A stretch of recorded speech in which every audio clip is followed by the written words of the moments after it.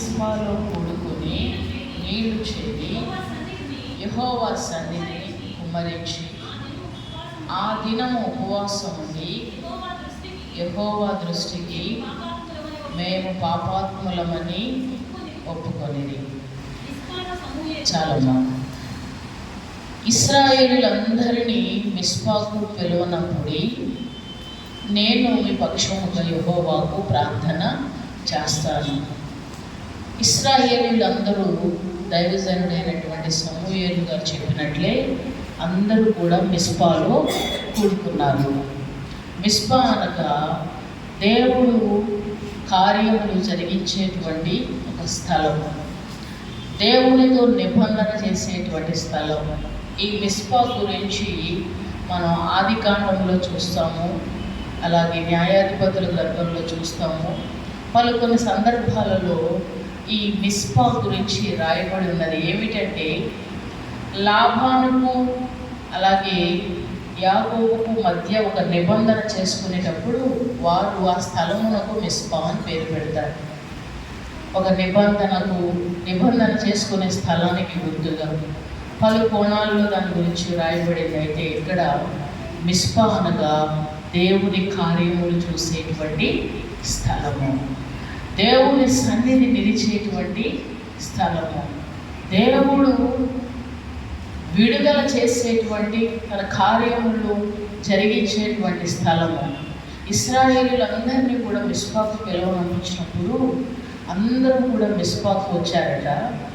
సమూయేలు గారు వారితో చెప్తున్నారు, వచ్చిన మీరందరూ కూడా మీరు నీళ్లు చేది నీళ్లు కుమ్మరించి మీ హృదయములను కుమ్మరించి మీరు యెహోవా సన్నిధిలో ప్రార్థన చేయాలని చెప్పారు. మనం అందరం ఆశతో దేవుని సన్నిధికి వచ్చాం. మనం అంతా కూడా ఉదయకాలం జరిగినది కార్యక్రమం ఏంటంటే నీళ్లు కుమ్మరించినట్లుగా మన హృదయములను ప్రభు ఎదుట కుమ్మరించాలి. హృదయంలో ఉన్నదంతయు కూడా మనం ప్రభు ఎదుట తెలియచేయాలి. దేవునితో మాట్లాడాలి, దేవునితో సంభాషించాలి. దేవుని దగ్గర మన హృదయంలో ఉన్న ఆలోచన, మన హృదయంలో ఉన్న అవకతవకలు, మన హృదయంలో ఉన్న గందరగోళం, హృదయంలో ఉన్న నిరుత్సాహం, హృదయంలో ఉన్న అదొక రకమైన ఏదైతే మన గుండెలో ఉన్నదో దానినట యెహోవా సన్నిధిని కుమ్మరించి ఆ కుమ్మరింపు చేస్తుండగా వారికి అర్థమవుతున్న విషయం ఏంటంటే మనం యెహోవా దృష్టికి దోషులుగా ఉన్నాము అనే సంగతి వారికి ఆ కుమ్మరింపులో దేవుడు వారికి గుర్తు చేశాడు. హల్లెలూయా. చూడండి, ఎప్పుడైనా సరే మనం పైన పెదవులతో అంటే గబగబా హడావుడిగా ప్రార్థన చేసేసినప్పుడు హడావుడిగా ప్రార్థన చేసేసుకుంటూ వెళ్ళిపోతాం. కానీ ఒకసారి నీ హృదయాన్ని తెరిచి ఒక పీస్ఫుల్గా ఒక ప్రశాంతంగా నువ్వు ప్రార్థన చేయడం ఆరంభిస్తే నీవు దేవునిలో నీ స్థితి ఎలా ఉన్నదో, నువ్వేమై ఉన్నావో, అసలు దేవుల్లో నీ స్టాండ్ పాయింట్ ఎట్లా ఉన్నదో నీకు అర్థమవుతుంది. ఆటోమేటిక్గా అప్పుడు నీవు ఒప్పుకోవటం అనేది ఆరంభిస్తావు. ఇశ్రాయేలీలు దేవుని ప్రజలు దేవుని దృష్టికి మేము పాపాత్ములము, దేవుని దృష్టికి మేము దోషులము అని వారు దేవుని సన్నిధిలో ఒప్పుకోవటం అనేది ఆరంభించారు. ఒప్పుకోవటం అనేది చాలా గొప్ప విషయం, చాలా గొప్ప సంగతి. అవునా? చాలా సందర్భాల్లో మనకు ఒప్పుకోవాల్సిన పరిస్థితి వస్తే మనస్సు అంగీకరించదు, హృదయం ఒప్పుకోదు. ఒప్పుకోవడానికి కొన్ని మనలో ఉన్నటువంటి కొన్ని ఆలోచనలు, కొన్ని తలంపులు, లేకపోతే దానిని ఇంకో మాటలు చెప్పాలంటే అహం అంటారు కదా, మనలో ఉండేటువంటి కొన్ని అడ్డొస్తాయి. మనుషుల ముందు ఒప్పుకోవడానికి ఏమన్నా అడ్డు రావచ్చేమో, కానీ దేవుని ఎదుట మనము హృదయం తెలిసిన వారమై దేవునిలో మనం ఏం చేయాలి? హృదయాన్ని కుమ్మరించి ప్రార్థన చేయాలి, ఒప్పుకోవాలి. ఒప్పుకోవడం అంటే ఏం ఒప్పుకుంటాం? ఒప్పుకోవడం అంటే ఏమిటి? దేవుని దృష్టిలో వారు చేసింది ఏంటంటే అన్య దేవతలను వారు అంతకుముందు ఆరాధిస్తూ వచ్చారు, సేవిస్తూ వచ్చారు. వాటిని ఆరాధించేటప్పుడు తప్పని తెలుసా, తెలీదా? ఆరాధించేటప్పుడు తప్పని తెలుసు కదా. అయినా సరే వాళ్ళు ఏం చేశారు? అన్య దేవతల్లో సేవిస్తూ వచ్చారు. అదే 7వ వచనంలో 7వ అధ్యాయం 3, 4 వచనాలు మీరు తర్వాత చదువుకోనండి. బయలుదేవతలు, అష్టారోతు దేవతలు వాళ్ళందరినీ కూడా వాళ్ళు సేవిస్తూ వచ్చారు, తప్పు చేస్తూ వచ్చారు. కానీ మరి వారి హృదయం కఠినపరచబడిందా, లేకపోతే వారికి అది తప్పుగా అనిపించలేదా? మొదటి నుండి కూడా వారు మోషే గారి ద్వారా నేర్చుకున్నది ఏమిటి? మనకు దేవుడు ఒక్కడే, విగ్రహ రూపంగా కానీ పైరు కానీ కింద కానీ ఏ రూపంలో కూడా చేసుకోకూడదని వారికి తెలుసు కదా, ఆజ్ఞలన్నీ వారికి తెలుసు కదా. అయినా సరే వారు విగ్రహాలను చేస్తూ ఉన్నప్పుడు వారి హృదయముల్లో మంట మండలేదా? వారి హృదయములో తప్పు చేస్తున్నామనే భావన కలగలేదా? అంటే కలగకపోవడానికి కారణం ఏంటి తెలుసా?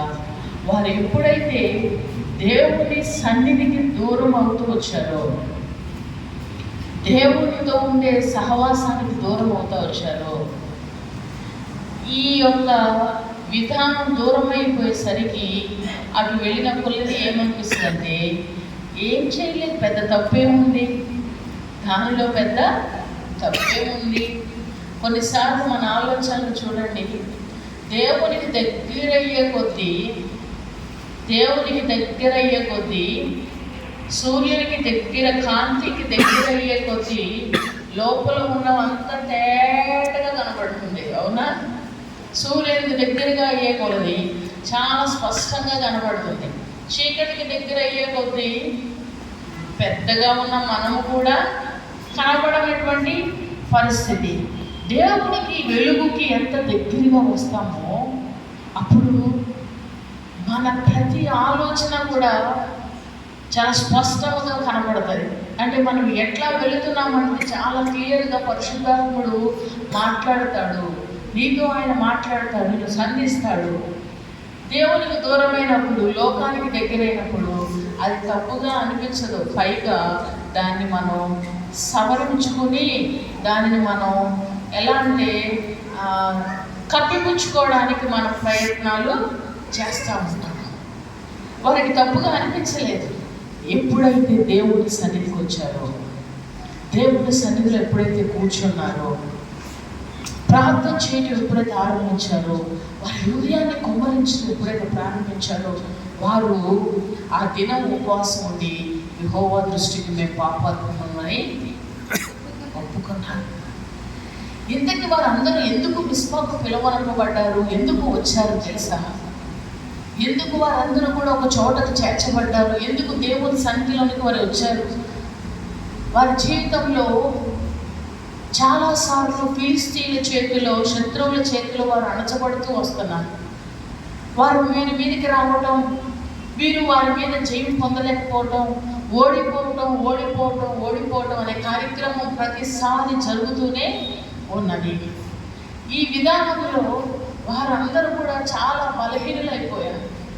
ఆ సందర్భంగా సమూయేలు గారు వారిని పిలిపించి వారితో మాట్లాడుతూ ఉన్నారు. మాట్లాడిన తర్వాత వారందరూ ప్రార్థన చేస్తూ ఒప్పుకోలు కార్యక్రమం చేస్తూ ఉన్న సందర్భంలో సమూయేలు గారు వారి కొరకు ఒక దహన బలి అర్పించినట్లుగా అక్కడ రాయబడి ఉన్నది. చూడండి, 9వ వచనం చదువుకుందాం. సమూయేలు ఒక గొర్రె పిల్లను తెచ్చి యెహోవాకు సర్వాంగ బలిగా అర్పించి ఇశ్రాయేలు పక్షమున ప్రార్థన చేయగా యెహోవా అతని ప్రార్థన అంగీకరించెను. యెహోవాకు సర్వాంగ బలిగా అర్పించి ఇశ్రాయేలు పక్షమున యెహోవాకు ఒక బలిని అర్పిస్తూ ఉన్నారు. పాలు విడవనటువంటి ఒక గొర్రె పిల్లని తీసుకుని వచ్చి ఒక బలిని అర్పిస్తూ ఉన్నారు. ఆయన ఏమి కోరువాడు కాదు, కీర్తనలో ఉంటుంది, ఆయన ఏమి కోరువాడు కాదు, బలిని కోరువాడు కాదు. మరి ఆయన ఏం కోరుచున్నాడు? మన హృదయములనే ఆయనకు అర్పించాలి. బలి అనగా అంతకుముందు ఒక గొర్రెనో లేకపోతే ఒక మేకనో ఏది పడితే అది అర్పించేవారా? శ్రేష్టమైన దాన్ని ఎందుకు అర్పించాలి తెలుసా? శ్రేష్టమైనది కాని ఎడల దేవుని ఆశీర్వాదమేమో కానీ శాపం వచ్చేది. దేవుని యొద్ద నుండి ఒక శిక్ష వరకు వచ్చేది, ఒక పనిష్మెంట్ వరకు వచ్చేది.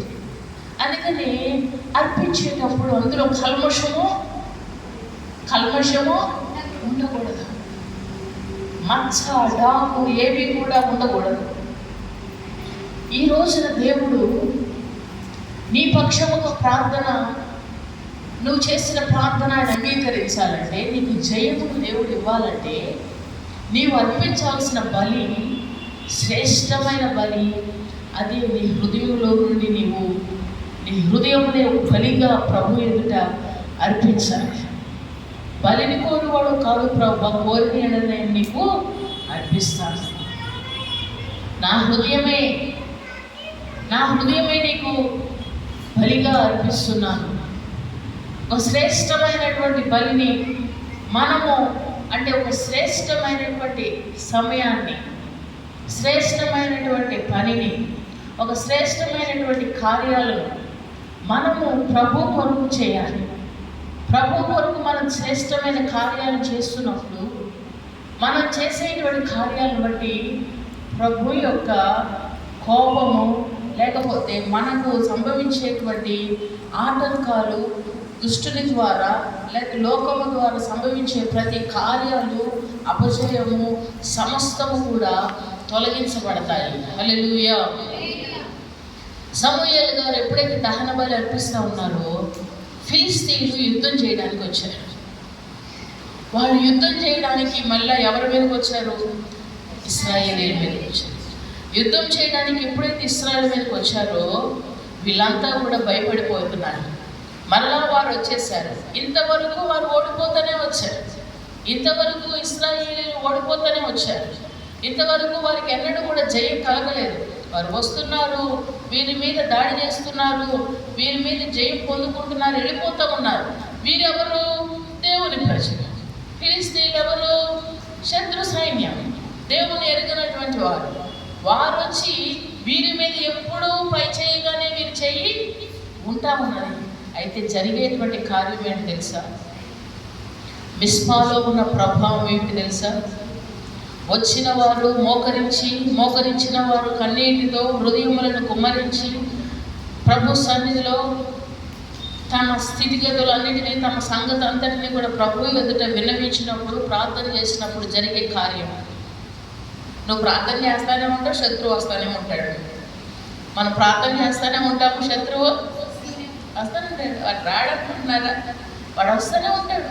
వారు అందరూ ప్రార్థనలోనే ఉన్నారు. ఫిలిస్తీన్లు రాని వచ్చారు, ప్రార్థన చేశారు. ఈ రోజే కదా ఉపవాసం ఉన్నారు, ప్రార్థన చేశారు. అయినా మళ్ళీ ఏదో ఒక శోధన వస్తూనే ఉంటాడు. కానీ ప్రతి సందర్భంలో కూడా ఆయన మనకు పై చేయినిస్తాడు. హల్లెలూయా. ఎప్పుడు ఇస్తాడు పై చేయి? ఎప్పుడు ఇస్తాడు జయము? నువ్వు మిస్పాలో కూడుకోవాలి, దేవుని సన్నిధిలో కూడుకోవాలి. నీ హృదయంలో సగం దాచుకుని సగం ప్రార్థన చేయకూడదు, సగం కప్పిపొడి చేసుకుని సగం ప్రార్థన చేయకూడదు.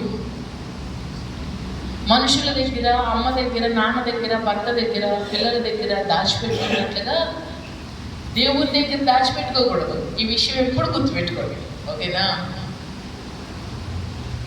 నేను ఏదైనా అన్నాను అనుకోండి, దాన్ని అనలేదని మీ ముందు కవర్ చేయొచ్చు, గట్టిగా అరిచి మరీ కవర్ చేయొచ్చు. అవునా అనలేదని నేను మీ అందరినీ నోరు మూపించగలను. కానీ దేవుడి దగ్గరికి వచ్చేసరికి యథార్థంగా ఒప్పుకోవాలి. హల్లెలూయా, హల్లెలూయా. అర్థమవుతుందా? అక్కడ కూడా ఆయన కళ్ళు మూపించడానికి ప్రయత్నం చేశామనుకోండి, ఎన్నటికీ నీ జీవితంలో విజయం పొందలేదు. యాకోబు అంటాడు, నీవు నన్ను ఆశీర్వదించితేనే కానీ నేను ఈ స్థలమును విడిచి పోను ప్రభువా. నీవు నన్ను ఆశీర్వదించు, నీవు నన్ను ఆశీర్వదించు, నీవు నన్ను ఆశీర్వదించంటే నీ పేరేమిటి అని అడిగాడు. ఆయన పేరు దేవునికి తెలీదా? ఆయన పేరు దేవునికి తెలీదా? చెప్పాలి, తెలీదా? తెలుసు. అడగటంలో గల రహస్యం ఏంటి? ఒప్పుకుంటాడా లేదా? అది ఎప్పుడు దేవుడు చూస్తాడు. మనలో ఉన్న యథార్థంగా ఈమె ఒప్పుకుంటుందా లేదా, యథార్థంగా ఆయన ఒప్పుకుంటాడా లేదా అనే విషయాన్ని దేవుడు పరీక్షిస్తాడు, చూస్తాడు. ప్రభువా, ఉన్న వాస్తవం ఇది. సమయం ఉంది కానీ ప్రార్థన ఇక్కడ ఉన్నప్పుడు బాగానే ఉంటున్నాను, ఇంటికి వెళ్ళాక రిమోట్ మీద చేతులు వెళ్ళిపోతున్నాయి, ఆటోమేటిక్గా సీరియల్ రాగానే రిమోట్ నొక్కుకుంటా వెళ్ళిపోతున్నాను. వాస్తవమో ఇది ఎవరి దగ్గర ఒప్పుకోవసరలా. ఉన్న నిజాన్ని ప్రభు ఎదుట నువ్వు ఒప్పుకోవాలి. యెఫ్తా అనే ఒక వ్యక్తి ఆయన సంగతంతా దేవుని ఎదుట వినిపించాడట. తన సంగతంతా కూడా మిస్పాలో దేవుని ఎదుట మొత్తం వినిపించాడట. ఆయన సంగతి, ఆయన భాగవతం అంతా. నాకు ఏంటోనండి, రాత్రి అంతా అసలు నిద్ర పట్టలేదు, అసలు పీడ కళలు, భయంకరమైన కళలు, అసలు నిద్ర పట్టలేదు, ఆరోగ్యం బాగలేదు.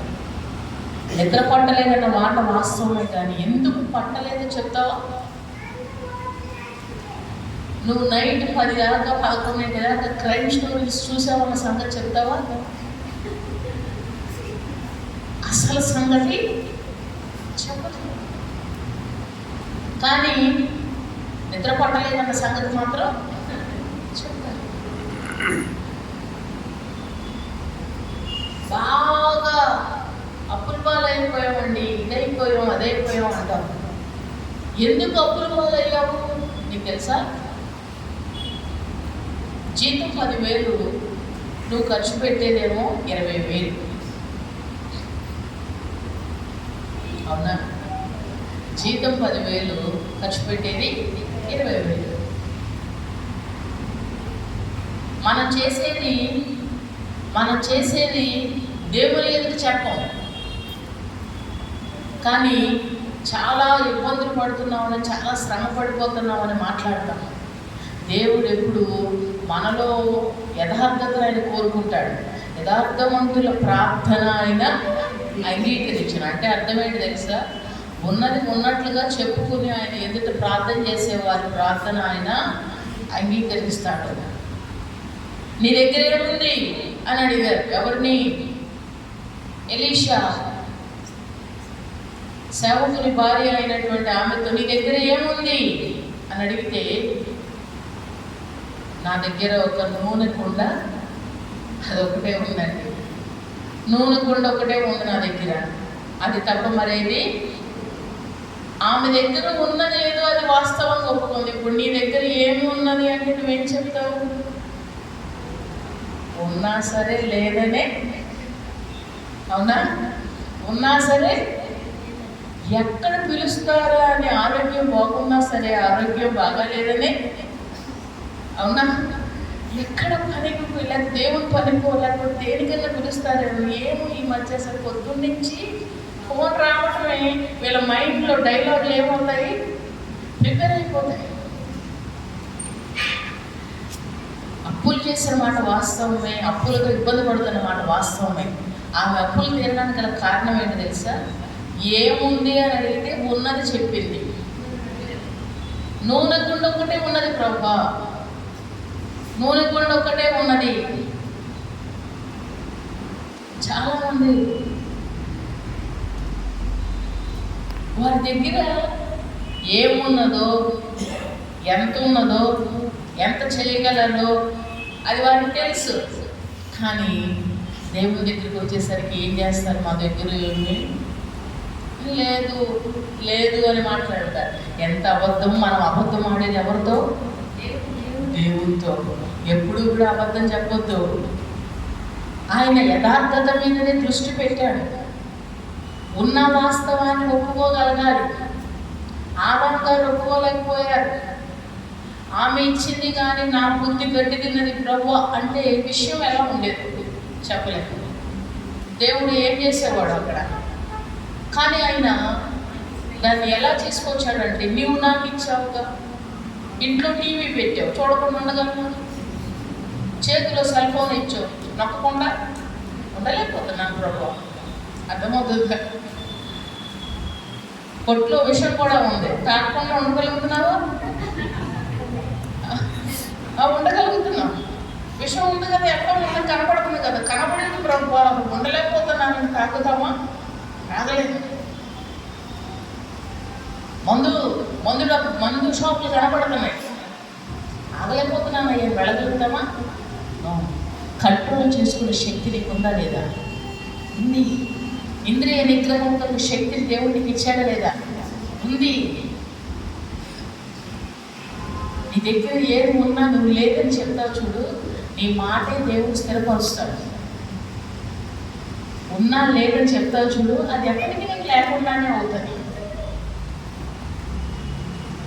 మీరు కాదు, కొంతమంది మాకు తెలుసు, వారు చాలా మంచి హై శాలరీతో ఉంటారు, కానీ ఎప్పుడు వారి శాలరీ గురించో లేకపోతే వారి శాలరీ తెలుసుకోవాల్సిన అవసరం మనకేం లేదు.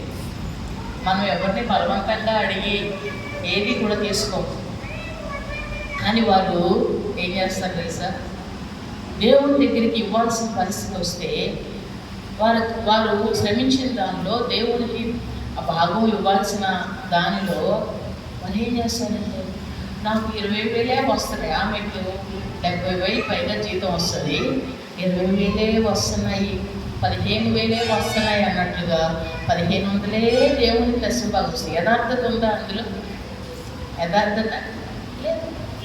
ఆమె యథార్థత విషయంలో దేవుడు ఆమెను లెక్క అడుగుతాడు. మనం ఆమెనేం ప్రశ్నించాం, వారిని మనమేం ప్రశ్నించాం. నీ దగ్గర ఉన్నది యాకోబు, నా పేరు యాకోబు అని చెప్పుకోవాల్సిన పరిస్థితి ఉందా? లేదు. దాచుకోవచ్చు, కానీ ఎప్పుడైతే యాకోబు నేను మోసగాడిని అని చెప్పగలిగాడో, నా పేరు యాకోబు అని చెప్పగలిగాడో, అతన్ని దేవుడు వెంటనే ఆశీర్వాదకరంగా ఇశ్రాయేలుగా మార్చాడు. హల్లెలూయా. మన సంగతిని మనం ప్రభు ఎదుట చెప్పుకోగలగాలి. మన తప్పిదములను మనం ప్రభు ఎదుట చెప్పుకోగలగాలి. మన లోపములను, బలహీనతలను మనం ప్రభు ఎదుట చెప్పుకోగలగాలి. దేవుని ఎదుట మనం ఒప్పుకోగలిగినప్పుడు శత్రువుని మీదకి దాడి చేయకుండా దేవుడు తన ఆకాశాన్ని తెరుస్తాడు. దేవుడు హల్లెలూయా. ఇంతవరకు వారు ఓటమి పాలవుతూ వచ్చారు. మరొక మారు వారు ఇశ్రాయేలీయుల మీదకి ఫిలిష్తీయులు వచ్చినప్పుడు ఆకాశము నుండి దేవుడు ఏం చేశాడట? ఉరుములు ఉరిపించి, చూడండి అక్కడ ఉన్న వాక్యాన్ని, అయితే యెహోవా ఆ దినమున ఫిలిష్తీయుల మీద మెండుగా ఉరుములు మురిపించి వారిని తారుమారు చేయగా వారు ఇశ్రాయేలీయుల చేత ఓడిపోయిరి. హల్లెలూయా. దేవుడు ఎంత గొప్ప దేవుడు చూడండి. ఫిలిష్తీయుల మీద మెండుగా ఏం మెరిపించాడు, ఏం కురిపించాడు? ఉరుములు ఉరిపించి దేవుడు ఏం చేశాడంట? వారిని చెప్పండి ఒకసారి. తారుమారు చేశాడు. ఏం చేశాడు దేవుడు? తారుమారు చేసేసాడు. నీ మీదకి వచ్చిన పరిస్థితులన్నిటినీ దేవుడు ఏం చేస్తాడు తెలుసా? తారుమారు చేసేస్తాడు, చల్లా చెదురు చేసేస్తాడు. దేవుడు వాళ్ళందరూ ఒక ప్లాన్తో వస్తారు. దేవుడు ఏం చేశాడంటే ఆకాశంలో నుండి తన ఉరుములు ఉరిపించి తారుమారు అయిపోయాయి. తారుమారు అంటే ఎక్కడ వాళ్ళు అక్కడ వెళ్ళిపోయారు. ఇశ్రాయేలీయులందరూ కూడా ఫిలిష్తీయులని హతము చేశారు. వారి మీద వీరికి జయం వచ్చింది. అప్పుడు ఒక పేరు పెడుతున్నాడు, ఇంతవరకు యెహోవా మనకు సహాయము చేసెను అని, ఎబెనేజరే అని పేరు పెట్టాడు. మనకు సహాయం చేసిన దేవుడు. నీకు ఎలాగ సహాయం చేస్తాడో నీకు తెలియదు. దేవుడు నీకు ఎట్లాగుండి నడిపిస్తాడో నీకు తెలియదు. నీకు దేవుడు ఎలాగ జయిస్తాడో నీకు తెలియదు. మీకు ఒక విషయం చెప్తాను చూడండి. భయంకరమైన కరువు ప్రాంతం, భయంకరమైన కరువు సంభవిస్తుంది ఆ రాజ్యంలో. కరువులో మరి అందరూ కూడా చాలా ఇబ్బందులు పడుతూ ఉన్నారు. కుష్ఠరోగులు అయినటువంటి కొంతమంది ముగ్గురు ఏం చేశారు, మనం ఇక ఎలాగో ఈ కరువులో మనం జీవించలే, మనం ఎలాగో చచ్చిపోతాం అనుకుని వాళ్ళు ఊరి వెలుపులకు వెళ్ళి ఇంకా మనం అక్కడ బ్రతకలేములే, ఊరు వెలుపులకు వెళ్ళి చనిపోదాములు, తిండి లేకపోతే అక్కడ చచ్చిపోతామని చెప్పి వాళ్ళు నడుచుకుంటూ వెళ్ళిపోతూ ఉన్నారు. సిరియా సైన్యం ఒక ప్రక్క కాచుకుని ఉన్నది. వీళ్ళని చేయించడానికి, వీళ్ళకున్న దాంట్లో దోచుకోవడానికి సిరియా సైన్యం కాచుకున్నది. కుష్ఠరోగులు నడుచుకుంటూ వెళ్తుంటేనట ఆ నడక శబ్దాన్ని సిరియా సైన్యానికి దేవుడు ఎలా వినిపింపజేశాడో తెలుసా? గుర్రాలు పరిగెత్తినట్లు, రథాలు పరిగెత్తినట్లుగా ఆ శబ్దంలాగా దేవుడు వారికి వినిపింపజేశాడు. అమ్మో, ఇన్ని గుర్రాలు, ఇన్ని రథాలు వస్తున్నాయని వాళ్ళు ఎక్కడోళ్ళు అక్కడ పరారై పారిపోయారు. హల్లెలూయా. అంటే దేవుడు కార్యం చేయాలనుకుంటే పరిస్థితులను దేవుడు ఎంతగా మారుస్తాడో చూసారా? ఎలా అయినా దేవుడు కార్యాన్ని చేయగలుగుతాడు. అక్కడ వీళ్ళేమి యుద్ధం వీళ్ళు భయంకరమైన కరువులో ఉన్నారు. ఎంత కరువులో ఉన్నారో ఆ కరువు పరిస్థితి మీకు తెలుసు. చాలా దారుణమైన పరిస్థితిలో ఉన్నారు. కానీ దేవుడు వాగ్దానం ఇచ్చాడు, ఏమనంటే రేపటి దినానికి మీరు మంచి ఆహారం తింటారు అన్నాడు. ఆయన తన పని జరిగించడం కోసం నీ మీదకి వచ్చే వాటిని అన్నిటినీ కూడా గందరగోళ పరిస్థితులు ఒక్కసారే వచ్చినట్టు అనిపిస్తాయి. కానీ నువ్వు మిస్పాలో ఉంటే దేవుడు చెల్లా చెదరు చేస్తాడు. హల్లెలూయా. తారుమారు చేసేస్తాడు శత్రువులని. శత్రువులు అందరూ అనుకుంటారు, ఇప్పటిదాకా అపజయం చేశాము, ఇప్పటిదాకా ఓడించాము, ఇంక ఎప్పటికీ కూడా మాదే గెలుపు, మాదే విజయం, మేమే అణిచివేస్తాం అనుకుంటున్నారు. నీవు దేవునికి దూరం అయ్యావు కనుక ఓడిపోయావు. దేవుని దగ్గర యథార్థత లేదు నీలో, అందుకనే ఓటమి పాలైపోతున్నావు. నీవు యథార్థ దేవుడిని సేవించవలసిన విధంగా సేవించలేకపోతున్నావు, ఒప్పుకోలేకపోతున్నావు. పై ప్రార్థన చేస్తున్నావు, వెళ్ళిపోతున్నావు. హడవుడి ప్రార్థన ఇస్తున్నావు, వెళ్ళిపోతున్నావు. ప్రార్థన చేసుకునేదానికి కూడా సమయం నీకు ఉంటుందా? లేడికి లేచిందే పరుగు అన్నట్లు పరుగున తినడానికి కూడా సమయం లేక హడావుడిగానే వెళ్ళిపోతున్నారు అందరూ కూడా. దేవునికి దూరం అయిపోతే శత్రువు నీపై విజయం సాధిస్తాడుగా. నువ్వు దేవునికి దూరం అయితే వాడు ఎప్పుడు విజయోత్సవంతో నాదే పై చేయంటూ ఊరెత్తాడుగా. వాడికి అపజయం కలిగినట్లుగా, నీ కుటుంబంలో జయం కలిగినట్లుగా, నీ పిల్లల మీద కానీ, నీ ఆరోగ్యం మీద కానీ, ఆర్థిక పరంగా కానీ, భౌతికంగా కానీ, ప్రతి విషయంలో కూడా ఫిలిష్తీ కార్యాలు లయపరచబడినట్లుగా నువ్వు మిస్పాలో కూడుకోవాలి. హల్లెలూయా. ఉపవాసం ఉండాలి, ప్రార్థన చేయాలి, నీళ్లు కుమ్మరించినట్లు నీ హృదయాన్ని కుమ్మరించాలి. నీ సంగతంతా దేవుని ఎదుట ఒప్పుకోవాలి. నీవు ఒప్పుకొని ప్రార్థన చేస్తున్నప్పుడే దేవుని కార్యం ఆరంభమవుతుంది. హల్లెలూయా. హల్లెలూయా. ఎప్పుడైతే మనలో హృదయపూర్వకంగా మనం ఒప్పుకొని ప్రార్థన చేస్తామో దేవుడు తన మహత్తరమైన శక్తిని మన జీవితాల్లో ఆయన చూపిస్తాడు. బలమైనటువంటి ఆయన శక్తి ఎట్లా ఉంటుందో దేవుడు ఆ శక్తి ద్వారా తన కార్యాలను తాను ఆరంభిస్తాడు. నీ శక్తి చాలా, నీ బలం సరిపోదు. నువ్వు మాట్లాడితే కావు కార్యాలు, నువ్వు చేస్తే, నువ్వు పరుగులేస్తే కావు కార్యాలు. ఏంటో అవకాశాలు నీకు తన్నుకుంటూ వస్తాయి, ఆరోగ్యాన్ని వెతుక్కుంటూ వస్తుంది. నువ్వు ఎంత చూసినా దొరకనటువంటి మరి కార్యాలు, సంబంధాలు నీ ఇంటికి వస్తాయి. దేవుడు గొప్ప కార్యం. నువ్వు ఇక్కడ మోకరిస్తావు, దేవుడు అక్కడ కార్యం చేస్తాడు. ఆ యెఫ్తా సంగతి ఒక్కసారి చూపిస్తా చూడండి. యెఫ్తా సంగతి ఒకసారి చూపిస్తారు. న్యాయాధిపతుల గ్రంథంలో, న్యాయాధిపతుల గ్రంథము 11వ అధ్యాయం 11వ వచనం చూడండి. కాబట్టి గిలాదు పెద్దలతో కూడా పోయినప్పుడు జనులు తమకు ప్రధానిగాను అధిపతిగాను అతను నియమించుకునేది. అప్పుడు యెఫ్తా మిస్పా యెహోవా సన్నిధిని తన సంగతి అంతయు వినిపించెను. ఎవరు ఈ యెఫ్తా అనంటే అతడు ఒక వేశ్య కుమారుడు అని రాయబడి ఉంటుంది 11వ అధ్యాయం ఆరంభంలో. అతను ఒక వేశ్య కుమారుడు. ఒక వేశ్య కుమారుడు. నీకు మా మధ్యలో స్థానం లేదు, నీకు మాతో ఉండడానికి నీకు స్థానం లేదు. నువ్వెవరో మాకు తెలియదు, నువ్వు మా మధ్యలో ఉండడానికి సరిపోవని చెప్పి అతన్ని ఇంటి నుంచి అతను తరిమివేశారు. అందరూ కలిసి యెఫ్తాను పంపించేశారు. నా తండ్రి ఆయనే అయినా సరే వారందరూ కూడా వారిదే పై చెయ్యి, నువ్వు వేశ్య కుమారుడివి, నువ్వు అట్లాంటి వాడివి, ఇట్లాంటి వాడివి, నువ్వు పనికిరాని వాడివి, నువ్వు మీ తల్లి ఎటువంటిది అని చెప్పి చాలా దారుణంగా మాట్లాడి యెఫ్తాను పంపించేశారు బయటికి. చాలా దుఃఖంతో బయటకు వచ్చేసాడు. అటువంటి యెఫ్తా తన సంగతి అంతా ఎక్కడ వినిపించాడు?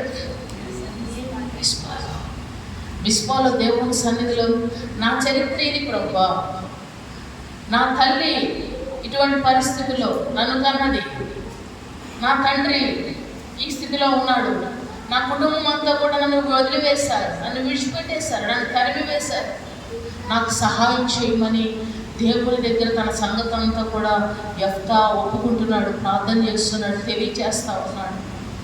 ఎప్పుడైతే అలాగే యెఫ్తా తన సంగతి అంతా తెలియజేశాడో జరిగిన కార్యం ఏంటి తెలుసా? ఎవరైతే నీవు మా మధ్యలో ఉండడానికి అర్హుడవు కావు అన్నారో వాళ్ళు ఇప్పుడు వచ్చి అంటారు, మా మధ్యలో ఉండు అట్లా, మా పైన అధికారిగా ఉండు అంటున్నారు. హల్లెలూయా, హల్లెలూయా. ఎంత గొప్ప విషయం అది, ఎంత గొప్ప కార్యము. మా మధ్యలో ఉండడానికి కూడా సరిపోవు అన్న వారు వెతుక్కుంటూ వచ్చారు. ఎవరిని వెతుక్కుంటూ వచ్చారు? యెఫ్తాను వెతుక్కుంటూ వచ్చారు. నీవు దేవుని సన్నిధిని వెతికితే నిన్ను వెతుక్కుంటూ నిన్ను తోసేసిన వారు వస్తారు. హల్లెలూయా, హల్లెలూయా, హల్లెలూయా, హల్లెలూయా. నువ్వు దేవుని సన్నిధిని వెతకాలి. నువ్వు చెప్పేదేంటి బోర్డు సలహా అని నీ నోరు చూపించారా? తర్వాత అంటారు సలహా ఎక్కువేమన్నా. అర్థమవుతుంది? ఏం చేద్దాం చెప్పు, నువ్వు ఉండాలి మా ఇంట్లో పెళ్ళికి, నువ్వు లేకపోతే బాగు, నువ్వు ఉండాల్సిందే కంపల్సరీగా, నువ్వు రావాల్సిందే, ప్రార్థన చేయక మా కోసం. అర్థమవుతుందా?